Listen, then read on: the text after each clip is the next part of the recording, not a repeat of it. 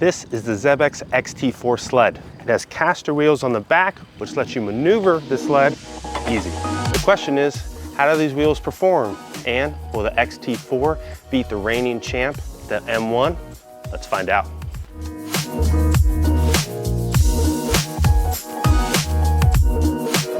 What's up everyone, Joe Gray here today to talk about the Xebex XT4 Sled.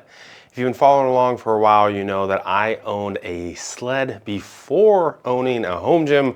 We used to drag our tire sled on the side of our apartment way back in the day. Since then, we've gone through a handful of iterations, pretty much every single iteration you can of sleds, trying everything from tire sleds to your entry-level sleds to a Prowler to the Torque Tank M1 and now the XT4. If you had read the M1 review before, you know that we really enjoyed it, but thought it was still missing some pieces and that the door was wide open for somebody else to come in and make the ultimate home gym sled. So Xebex sent over the XT4 along with the monitor and all the straps, belts, harnesses, everything they have, so that way we could put them to the test, which we've done for the last 2 months.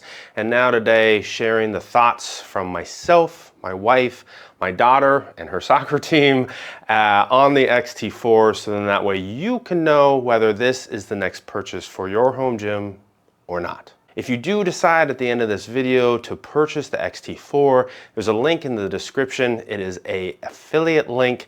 That link will cost you nothing, but will give me a kickback, which will help me continue to do reviews like this. And it will let Xebex and GetRx know that I sent you, which means they are more likely to work with me on future products. So I appreciate your support and clicking that link if you choose to do so. Let's talk about the resistance of these sleds. My favorite way to use a sled is what Joe DeFranco has called heavy ass sled drags. Now in his gym, they would take a Prowler and load it up with basically every 45 they could find and then get to work. In a home gym setting, that tends to be difficult because we don't have turf. Thus, you're trying to set that up outside, which means you have to carry all the 45s out there, load them up. You're probably beating up the concrete, all that bad stuff. Flash forward, we get the M1, and the M1 removes the need for those heavy plates and stuff, but there was something missing. There was something missing from the M1 that we couldn't really pinpoint compared to loading up a heavy sled, compared to the drag and the fight and the nastiness of a tire sled. So when I finished the review, I had said it was there, it was good, it was easy to use, but something was missing. The good news is the XT4 seems to have figured it out. I don't think it's inherently the difference between the 3 and the 8 settings on the 2 different sleds, so the M1 and the XT4. I think it's actually the ability to load more weight on the XT4 that makes a difference. So on the M1, you can load up a couple 45s on the back posts, and then if you purchase the optional dumbbell cradle for the front, you can load up a total of 50 pounds on the front. Now this improves traction in the M1, which means it stays down better, but it doesn't add weight. It doesn't make the sled heavy. On the XT4, I can load up 2, even 3 45s on that front post, and I've so far loaded up 6 45s on the back. I could load up more if I didn't put spacers in between or decided to use thin plates like my weighted out plates. This combination of magnetic resistance plus actual heavy sled makes for a brutally nasty experience. The exact sled experience we've been chasing since getting rid of our tire sled of years past. Right out the gate, my wife, my daughter, and myself all thought this was better than the M1. And the cool thing is today, 2 months later, it still is. We enjoy this sled better than the M1 from an actual in-use purpose. Now, before you think it's all perfect, let's jump into some of the other things so then that way we can make sure this is still the right sled for you. Let's take a look at the wheelbarrow function. I love me some weighted carries. Rickshaw carries, sandbag carries, heavy medicine ball carries, band bell carries, whatever I come up with, if I can pick it up and walk around with it, it's heavy, it's crazy, it's a little unstable, it's probably a lot of fun. The wheelbarrow on the XT4 is the perfect complement to the rest of the carries that I include in my program. Or not. Unfortunately, weighted carries are really supposed to be heavy in the hands. They're supposed to make your upper back light up, your hands, your forearms, your traps, your whole back, your core musculature, everything just go crazy. Even when you load up the sled with all the 45s you can, it's still on a wheel that you are holding moving forward. It's not like a free weight trap bar, rickshaw carry. It's too easy to be effective. On top of that, unfortunately, the way the wheelbarrow works is it's too tall for little kids. So while it probably would have worked for smaller athletes, it just doesn't. If they wanted to add another weight post, so then that way you could get it up to, I don't know, close to 1,000 pounds. If they wanted to put knurling on the handles and otherwise make it a little bit more suitable to some real heavy wheelbarrow work, then I would highly consider it. But as it currently stands, it's just not a fan favorite in our house. A little more on the handles. I've been asked if the angle of the XT4 versus the kind of straight up and down angle of the M1 makes a difference. In general, you don't necessarily feel anything different, but in theory, because the sled is angled where the back end is up and the handles pitch forward a bit, when you push into them, you should be pushing forward and down as opposed to just forward, which should create a little bit more downforce into the sled. Again, improving traction and making it a bit more difficult and a smoother ride in general. The handles being as high as they are though does create some issues. The M1 was very easy for kids to use of all heights, ages, whatever. The XT4 is a little more difficult because the handles start way up and you've got these swivel wheels in the back. A lot of the kids could not reach up and grab the handles without being in a upright position. When you're pushing a sled, you kind of want to be in a more sprinting position. So we ended up having to have a bunch of the smaller kids put their hands down further on the posts to push. In a similar vein, the handles have these two different pieces to them. Xebex calls this movement a drive push, where you put your shoulders into the back posts and your hands on the front and push through. While this is somewhat comfortable for myself, it isn't adjustable. So smaller athletes can't use it. Thinner athletes can't use it. And if you were exceptionally wide, you wouldn't be able to use it either. So this is really a one size fits all piece that just doesn't really pan out maybe the way they originally thought it should. The handles also seem to be in the way when loading plates. You really have to reach around the post and over or to the side of it to get a 45 on and off. And since we're loading multiple 45s each time, this isn't exactly my favorite plate loading experience. Let's take a look at the wheels. The front wheel works the same on this as any other wheeled sled. The key difference, of course, is the back caster wheels. What we found is that these are a pro and a con depending on what you're trying to do. They work really well for getting the sled out of a garage and out to the sidewalk. You're no longer having to pop a wheelie, rotate the sled around, move it awkwardly, and otherwise get it into place. When I would set up the M1, I would typically have to do that multiple times to get it out of the garage, down the driveway, to the sidewalk, and straighten it out. Now I just wheel it into place and we're good to go. With the M1, we regularly found that it was difficult to keep it dead center straight. And because there was no way to adjust this, you either ran into things or had to stop mid-set to readjust, realign, and keep going. With XT4, while the back wheels definitely introduce a little bit more movement, you have the ability to correct said movement. So while moving, it's fairly easy to realize you're a little off center, slightly adjust, and keep your set moving. Now, the turning ability of the XT4 is largely going to depend on how high you have the resistance set and the amount of weight plates you have. The lower those two are, the easier it turns and pivots, and the higher those two are, the more difficult it is. It is enough that you should be able to make turns if you were at, say, a park and you needed to follow a path. Maybe you were on a track that is like an oval shape. You'd be able to make those turns no matter what your setting is.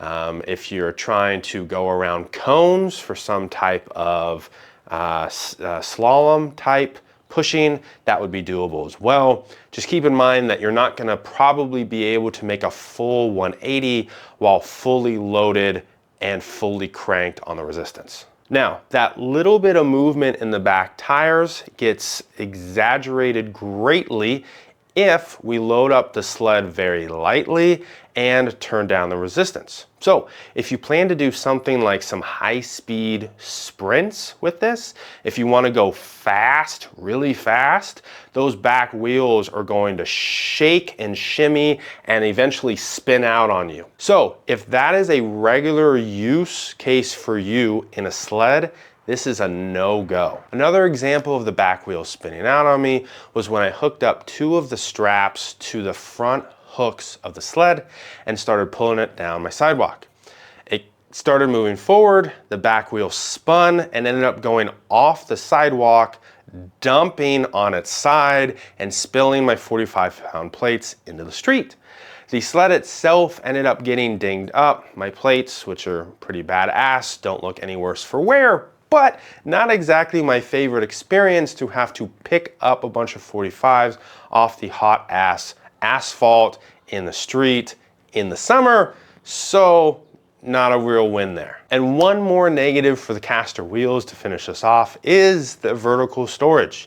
The XT4 can be stored vertically, but with the moving caster wheels on the back, basically doesn't work. They try and spin out on you, you finally get into place, and then if you try and bring it back to use, it's gonna drop kind of chaotically, and it's just not a good experience. What we have resorted to is simply pushing the sled over into the corner here, out of the way. This is by far not my favorite storage option, but it technically works. One additional awesome piece about the XT4 wheels compared to the Torque M1 is that they are full rubber, so there's no air in them at all. What this means is that one, there's little to no maintenance. You never have to inflate the tires. And on top of that, because they're solid rubber, well, the site claims that they will last 10 times longer and there is no weight limit issues. So that's a big piece when we're talking about what I was originally talking about with the resistance, being able to load up the sled effectively. All right, let's talk about some of the other stuff with the XT4. Mine came with the monitor, and in the last 2 months, I've used it never. It's a cool idea in theory to have a monitor to track your progress. I think back to the days when I had my Concept 2 rower. You would turn on the monitor, you would be able to pick a program or some type of game that they had built in. You would work towards some goal or just start rowing and be able to see where you ended up at the end. It would keep track of time, mileage, a few key pieces. You could modify the screen a few different ways. In general, it was very simple to use. This is not that. There's a whole lot going on the screen. There's way too many buttons. And in general, when I'm using a sled, I just want to work my ass off and go from point A to point B and then back. On top of that, the monitor is actually kind of in the way. It's in the way of loading the front plate posts. You have to fold it down, put the posts on, fold it back up, and then when you're done, fold it out of the way, pull the posts off, etc. In general, for me, the monitor is just, it's there, it's cool, like I'm not gonna get rid of it, but I would not personally pay out of pocket for a monitor on a sled, especially not this one. You may have noticed that there's this big QR code on the sled itself that tells you to go here for additional exercises. So I did that. You land on this landing page, which has some exercises you can do, but this page was very obviously quickly put together and then I believe forgotten about or not well maintained. Whoever wrote it did a copy paste job on all the muscles trained for these different exercises. I would argue that a forward sled push and a backward sled drag do not target the same muscles, and that a wheelbarrow also doesn't target the same muscles, but that's not what the site says. I find it odd that the QR code is so prominently displayed on the sled itself, and then it takes you to this really lackluster, not well-developed page. It just feels like a weird thing to do. I would shove it in an instruction manual if you're not gonna fully build it out, or if you want it to be an awesome service and additional piece of the puzzle, really spend some time building that page out and making it what it probably should be. As I mentioned, Xebex also sent with the XT4 every strap, attachment, harness, belt, everything that they have for the sleds. So we tried them all out. Ultimately, we found that some of them were a little cumbersome. So when you've got a strap that is as long or longer than my car, it ends up being a pain in the butt if you decide to turn the sled around or use it one way but not the other way, because then you got to wrap it up and fold it up on the sled itself, and there's not really a clean way to do so. The belt and the harness itself were kind of meh. They're there, but they're not well built. They're really thin and kind of funky. The only attachment we really liked was the dual handle one. If I was spending my money, I would skip all the extras. I'd skip the monitor, I'd skip all the extra attachments, etc., and just buy the bare bones sled. If I wanted to drag it, pull it, whatever it is, with different things, I'd simply hook up some daisy chains to the sled, as well as my favorite cable attachment or harness, belt, whatever it might be, and get to work. I will leave links in the description for all of our favorite sled stuff down below. One last piece is that while the XT4 definitely wins for mobility on the ground compared to the M1, the M1 wins when it comes to transportation ability. So I mentioned we were taking this to my daughter's soccer practices. The M1 weighs like 75 pounds, whereas the XT4 weighs like 125 pounds. It's a pretty serious chunk of change. On top of the swiveling wheels, it makes it kind of cumbersome to pick up and get into the back of the truck.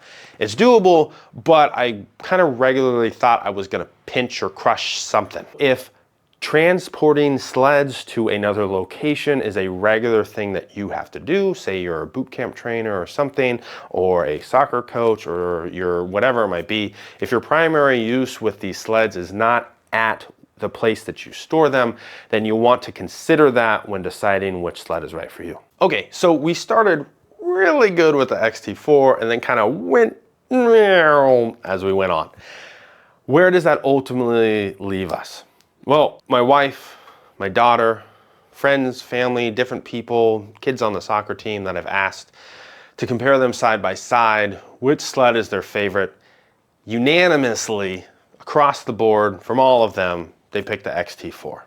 Now, they're not home gym owners, they're not dealing with the things like vertical storage that the XT4 isn't as good at, but from a pure in-use perspective, the XT4 is better. The resistance on it feels more like the sled experience that I love and had missed for so long.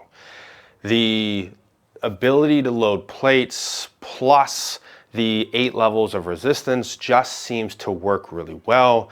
The caster wheels make it easy to get it to where you want to and adjust as necessary.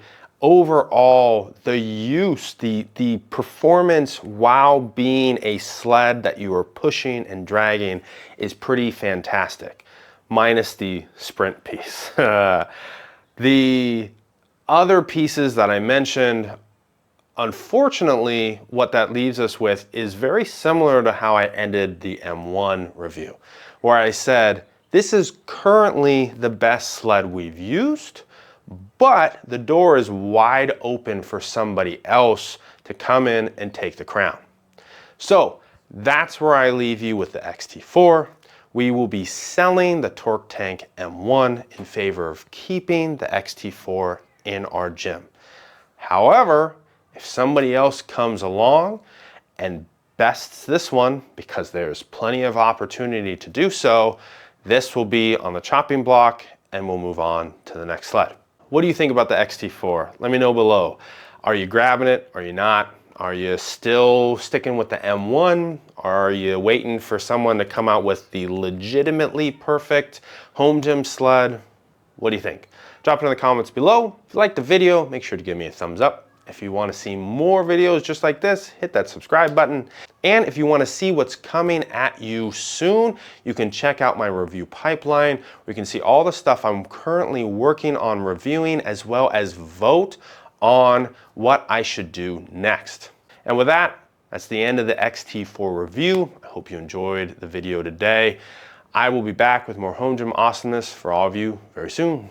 Peace.